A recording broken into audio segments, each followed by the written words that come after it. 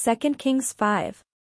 Naaman, commander of the army of the king of Aram, was a great man and in high favor with his master, because by him the Lord had given victory to Aram. The man, though a mighty warrior, suffered from leprosy. Now the Arameans on one of their raids had taken a young girl captive from the land of Israel, and she served Naaman's wife.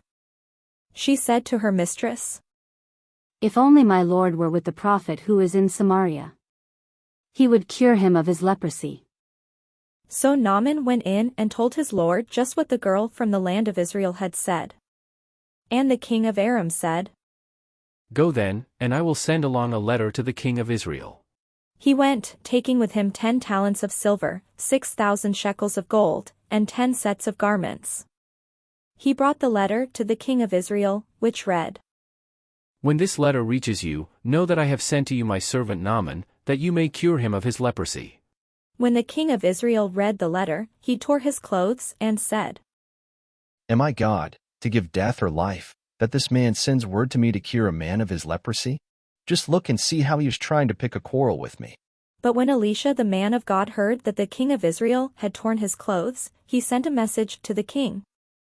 "Why have you torn your clothes? Let him come to me, that he may learn that there is a prophet in Israel." So Naaman came with his horses and chariots, and halted at the entrance of Elisha's house.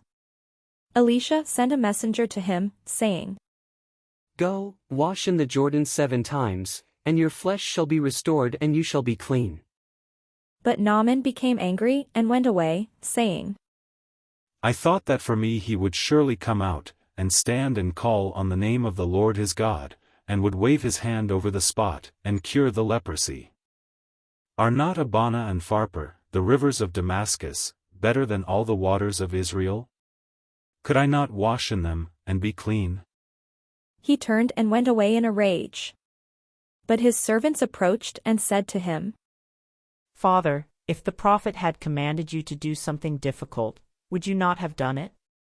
How much more, when all he said to you was, 'Wash, and be clean'?" So he went down and immersed himself 7 times in the Jordan, according to the word of the man of God. His flesh was restored like the flesh of a young boy, and he was clean. Then he returned to the man of God, he and all his company. He came and stood before him and said, "Now I know that there is no God in all the earth except in Israel. Please accept a present from your servant." But he said, "As the Lord lives, whom I serve, I will accept nothing." He urged him to accept, but he refused. Then Naaman said, "If not, please let 2 mule loads of earth be given to your servant, for your servant will no longer offer burnt offering or sacrifice to any god except the Lord. But may the Lord pardon your servant on one count, when my master goes into the house of Rimmon to worship there, leaning on my arm, and I bow down in the house of Rimmon, when I do bow down in the house of Rimmon, may the Lord pardon your servant on this one count." He said to him, "Go in peace."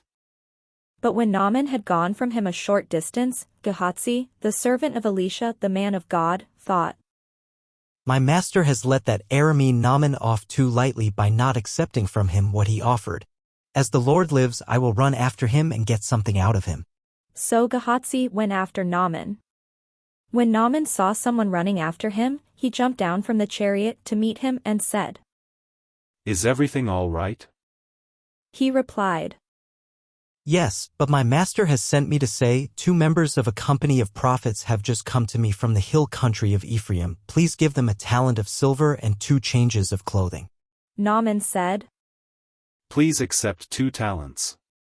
He urged him, and tied up 2 talents of silver in 2 bags, with 2 changes of clothing, and gave them to 2 of his servants, who carried them in front of Gehazi.